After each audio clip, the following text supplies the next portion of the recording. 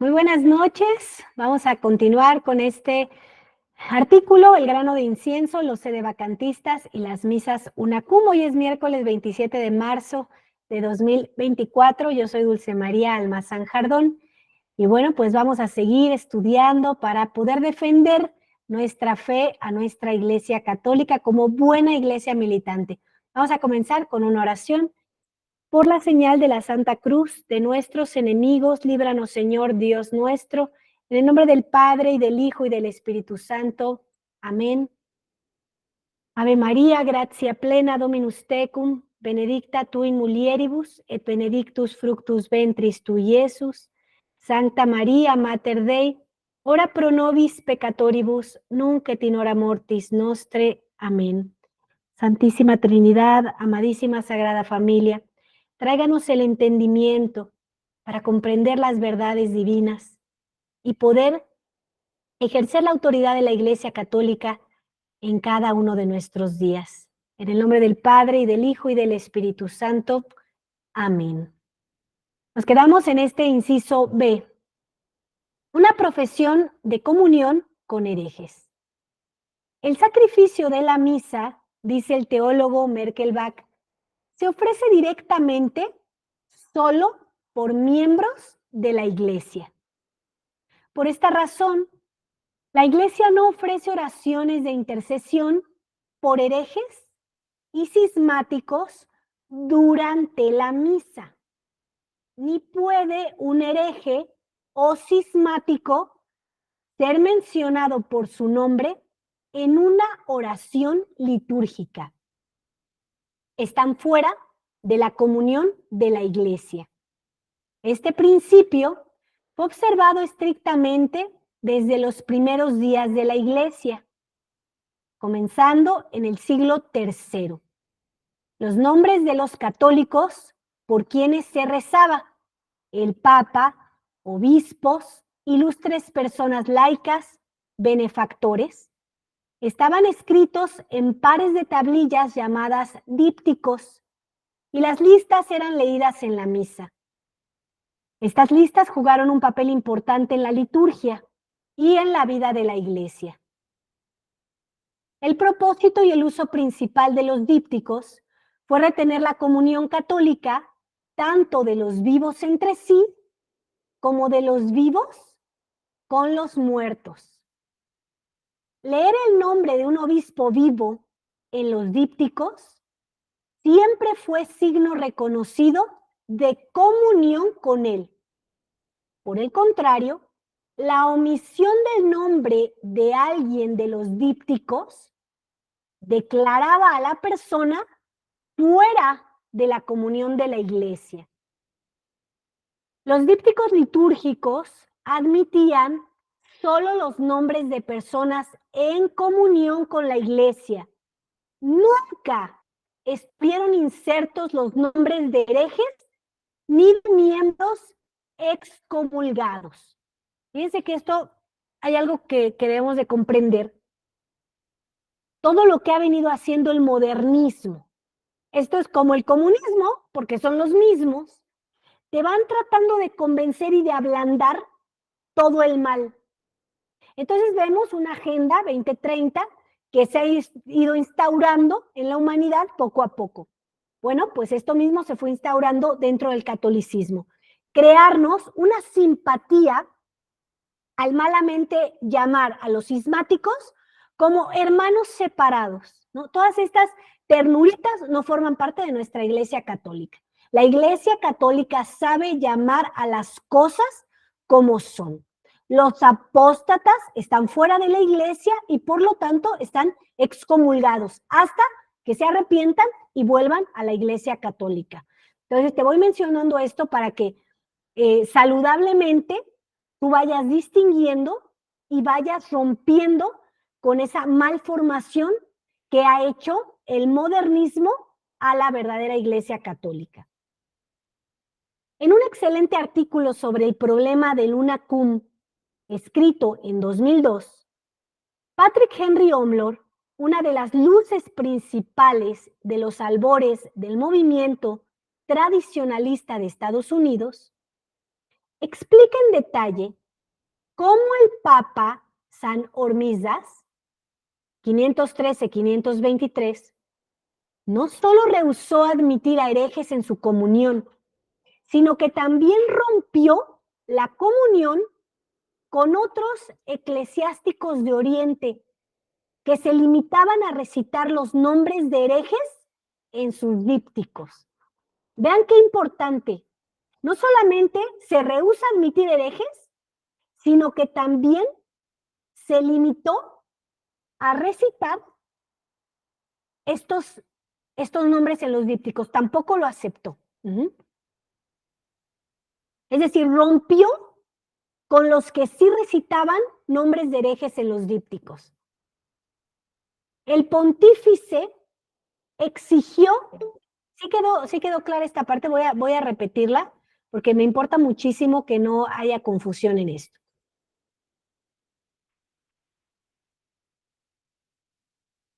El Papa San Hormisdas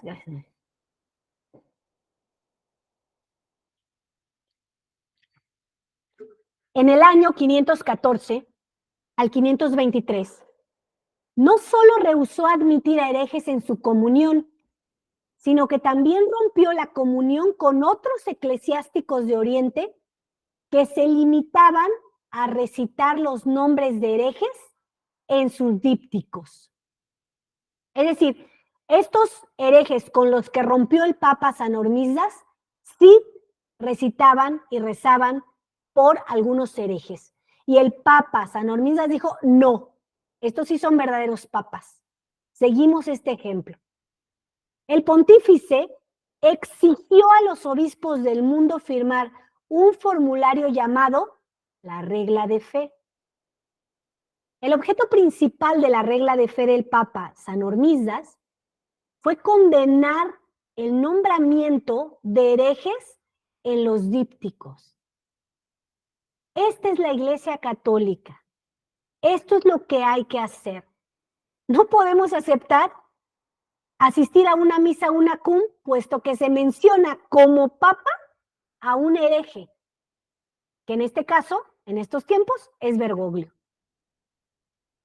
Según informes, 2.500 obispos firmaron la regla de fe para poder ser restituidos a la comunión con la Iglesia. Hasta que firmaron, se les negó la comunión única y específicamente porque habían persistido en nombrar herejes en sus dípticos. Esto es algo que necesita la Iglesia Católica urgentemente. Nosotros en la vida tradicional, y es disciplina. Si cada quien hace lo que quiere, toma las decisiones que quieren, entonces difícilmente vamos a poder alcanzar la santidad. Por consiguiente, el sedevacantista que participa activamente en una misa en la que se nombra al hereje Bergoglio en el canon, actúa en contra de la antigua tradición de la Iglesia y se pone en comunión con alguien que él sabe que es hereje. Inciso C. Reconocimiento de la Iglesia Ecumenista Universal. Además de este problema general relativo a la comunión con herejes, las enseñanzas post-Vaticano II sobre la Iglesia plantean un peligro más específico para la fe. Crear una superiglesia libre de dogmas y ecumenista como esta ha sido la meta constante de los masones, liberales y modernistas desde comienzos del siglo XIX. Como lo hemos señalado reiteradas veces, la contribución personal de Joseph Ratzinger a la larga lista de errores del Vaticano II es su herejía de la Frankenchurch. Para él, la Iglesia es una comunión a la cual pertenecen todos, católicos, cismáticos y herejes, poseyendo cada cual elementos de la Iglesia de Cristo, ya sea plenamente o parcialmente. Según su catecismo, todos estos pertenecen a un mismo pueblo de Dios. Como nombrar a Bergoglio es verdaderamente profesar comunión con él, también es profesar comunión con la Iglesia Ecumenista Universal, de la cual él profesa ser la cabeza. Institución que el sedevacantista obviamente repudia. Esto a su vez plantea otro problema. Y me gusta mucho cómo plantea aquí esta palabra el reverendo padre Anthony Secada, su catecismo. Juan Pablo II creó su catecismo. No es el catecismo de la Iglesia Católica. Acabamos de leer un poco más atrás, claramente, no tenemos convivencia con herejes, no los mencionamos dentro de la misa. ¿Oramos por ellos? Sí, claro. En el rosario podemos orar por ellos, pero no en la misa, no en el santo sacrificio de la misa. Hay que aprender estas distinciones. Inciso D. Profesión implícita de una falsa religión. Todo católico está obligado a hacer una profesión de fe, una manifestación externa de fe a través de algún signo apropiado. Negativamente, este precepto prohíbe al católico negar la fe exteriormente, ya sea expresa o tácitamente, ya sea de palabra, signo u obra. Por ejemplo, el silencio. O profesar o simular una fe falsa. Esto puede ocurrir. Indirecta e implícitamente, si sin intención de negar la fe, uno realiza una acción que es entendida por otros como una negación de la fe, por acciones. Quienes realizan una acción que en sí misma o por las circunstancias significa la profesión de una falsa religión, y efectivamente es por esto que los mártires fueron a la muerte en vez de poner el grano de incienso en el fuego ante la imagen de un falso Dios. Hubo un tiempo en que todos los tradicionalistas, no solo los sedevacantistas, consideraban la religión del Vaticano II como nada menos que una falsa religión en oposición a la Iglesia Católica. Así se percibe en la declaración resonante del arzobispo Marcel Lefebvre, después de su suspensión por Pablo VI en 1976. Esta iglesia conciliar es una iglesia cismática, porque rompe con la Iglesia Católica de siempre. Esa iglesia, la del Vaticano II, rompió con la Iglesia Católica de siempre, no nosotros. Nosotros, los sedevacantistas, elegimos el sedevacantismo para permanecer verdaderos católicos, en unión con la única doctrina de Cristo, invariable, inmutable, la de siempre. Tiene sus nuevos dogmas. Esa iglesia conciliar, esa iglesia cismática, tiene sus nuevos dogmas, tiene su nuevo sacerdocio, tiene sus nuevas instituciones, tiene su nuevo culto. Todo ya condenado por la Iglesia en muchos documentos oficiales y definitivos.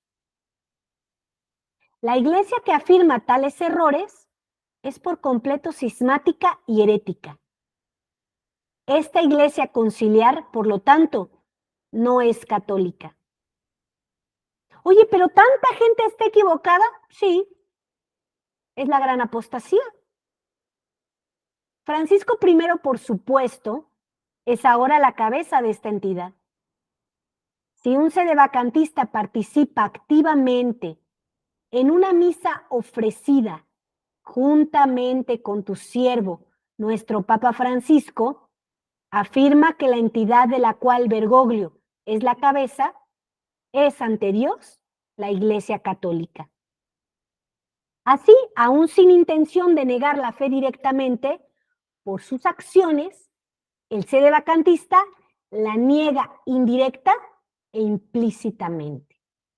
En algún momento, aquí en la Ciudad de México, hubo un evento aparentemente católico donde se juntaron a las familias y era impresionante porque había conciertos mundanos junto con personas de la ONU, de la OMS, con el clero católico, con pastores dando conferencias, pastores cismáticos, ¿sí?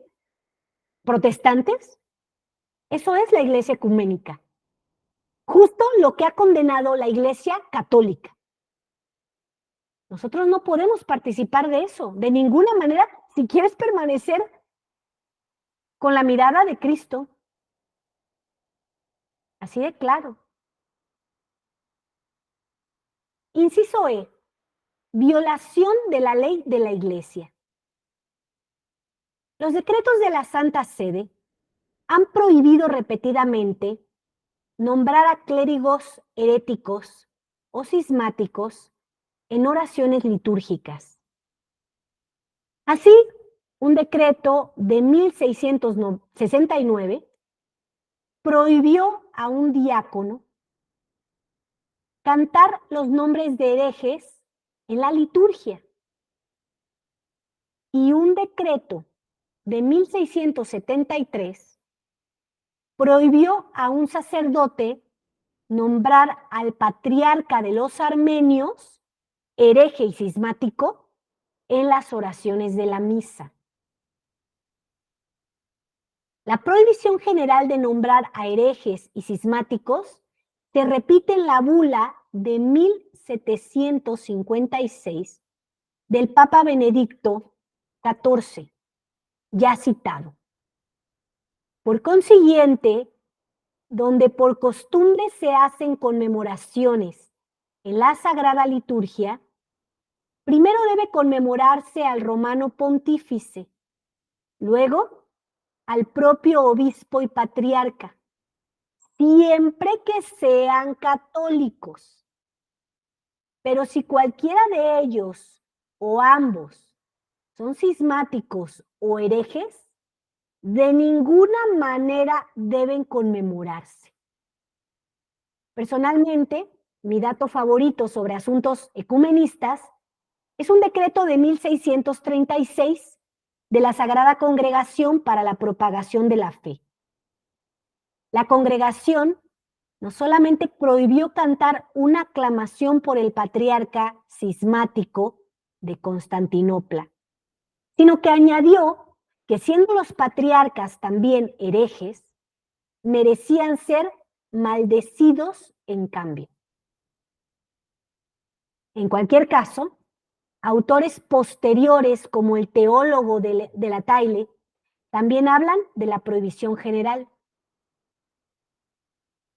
Por lo tanto, si alguien mencionara por su nombre a un infiel, hereje, cismático o excomulgado, sea rey, obispo o cualquier otro, en la oración de Igitur o en nuestra conmemoratio pro vivis, ciertamente violaría la ley de la Iglesia. Nótese que de la Taille explícitamente dice que nombrar a un hereje en la primera oración del canon, la oración que estamos discutiendo, es una violación de la ley de la Iglesia. En una misa unacum, el sedevacantista ve con buenos ojos esta violación de la ley de la Iglesia. Fíjense nada más. Un sedevacantista que asiste a la misa unacum, acepta que la ley de la Iglesia sea violada. Entonces, yo creo que este artículo nos está ayudando mucho a la iglesia militante porque han creado una iglesia suave, que no defiende, que no empuja, con tantos atropellos que han hecho muchos falsos sacerdotes de la falsa religión ecumenista, donde, por ejemplo, cuando tú cuestionabas algo, te encontrabas con algún agresivo sacerdote que te decía, usted no se meta, usted obedezca y no se va a equivocar. Y tantas formas agresivas con las que poco a poco fueron apagando esa flama de defensa que naturalmente va a tener el Espíritu Santo en una verdadera iglesia militante. Entonces, cuando tú ves que dice, no solamente no se le acepta, se le maldice, sea anatema, porque esa es la verdad, esa es la realidad. Van a quedar malditos por sus propias elecciones, por sus propias ignorancias. ¿Por qué? Porque no estás dejando que Dios te bendiga al incrustarte en la verdadera fe de Cristo. Entonces, si esto no es cierto, ¿dónde quedan las palabras de nuestro Rey Jesucristo, nuestro Dios, cuando nos dice, no te equivoques, yo no he venido a traer la paz, he venido a traer la guerra? Porque sabe que eso es lo que va a ocurrir. Dos estarán opuestos contra tres. Este es el tiempo.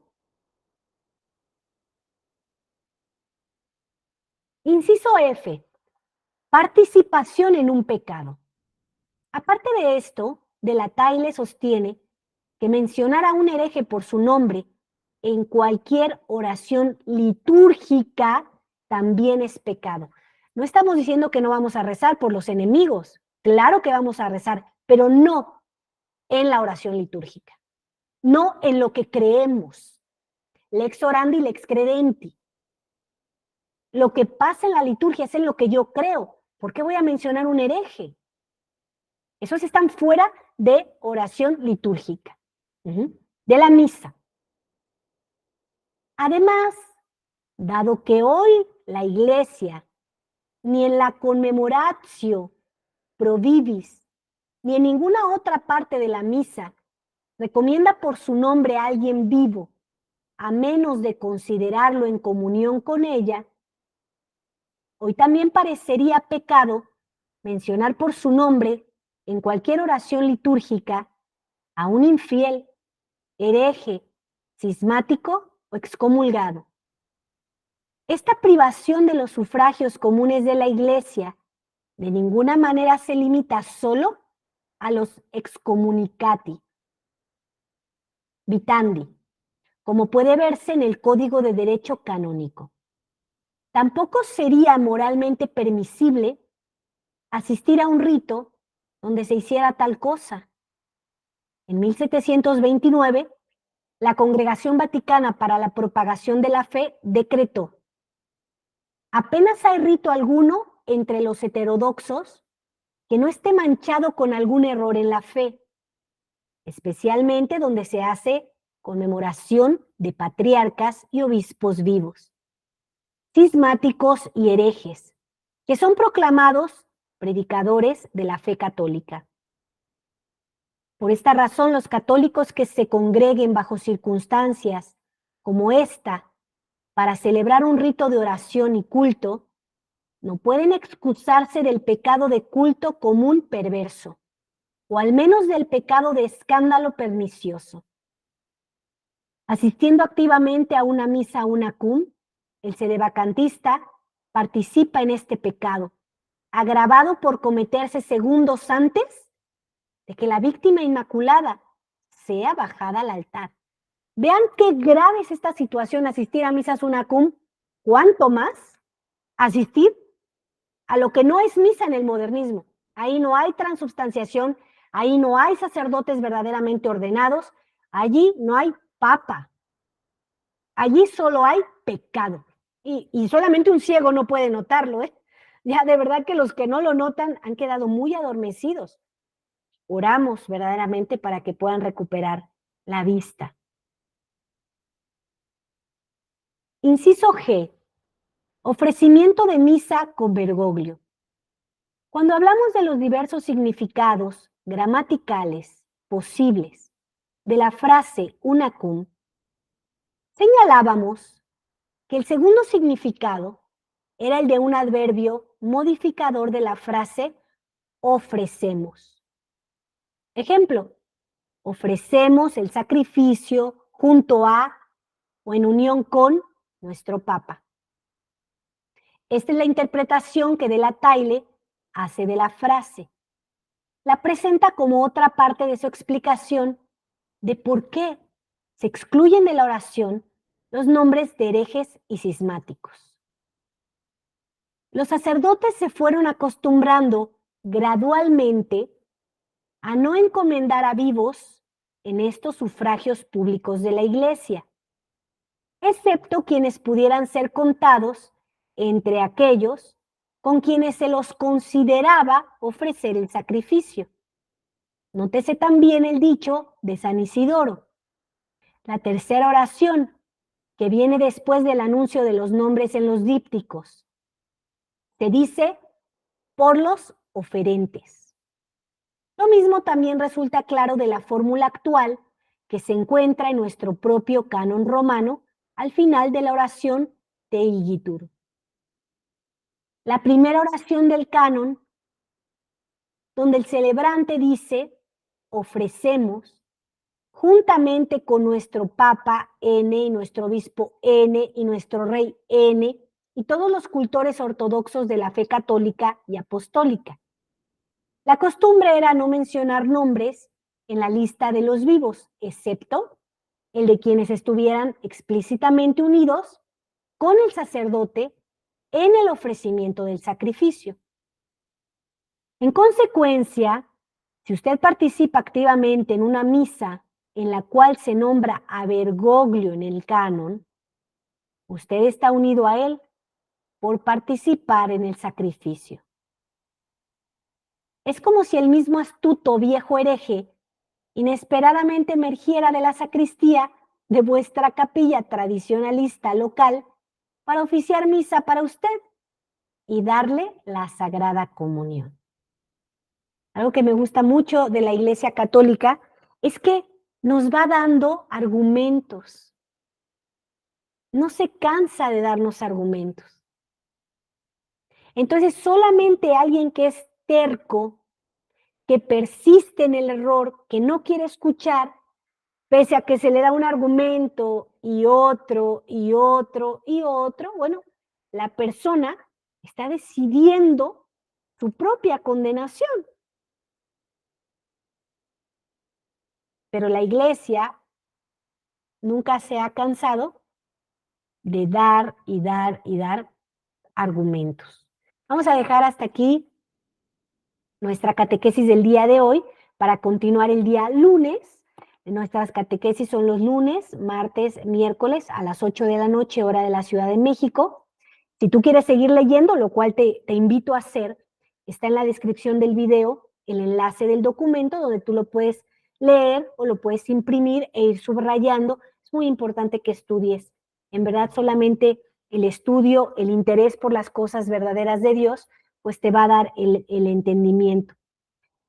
Vamos a rezar y agradecer a nuestro Padre Celestial, a nuestro amado Jesucristo y al Espíritu Santo, por Monseñor Rodrigo da Silva, una inmensa riqueza para nuestra Iglesia Católica. Ave María, gratia plena Dominus tecum, benedicta tu in mulieribus, et benedictus fructus ventris tui, Iesus. Sancta María, Mater Dei, ora pro nobis peccatoribus, nunc et in hora mortis nostre. Amén. San José, ruega por nosotros. En el nombre del Padre, y del Hijo, y del Espíritu Santo. Amén. Y me quedo con las personas que están conectadas para aclarar cualquier duda. Aquí en la descripción del video está también mi WhatsApp por si desean contactarme, que les mande mayor información. Si tienen alguna duda, con mucho gusto podemos entrar en contacto y saber que estamos juntos, unidos en esto que es tan difícil, porque es verdaderamente muy difícil. Yo entiendo que es un trago muy amargo cuando uno empieza a tratar de comprender. Uno se le dificulta aceptar la verdad, pero una vez que la aceptas, tu vida cambia para siempre. Y la santidad está mucho más cerca de ti. Que Dios les bendiga y nos vemos el día de mañana.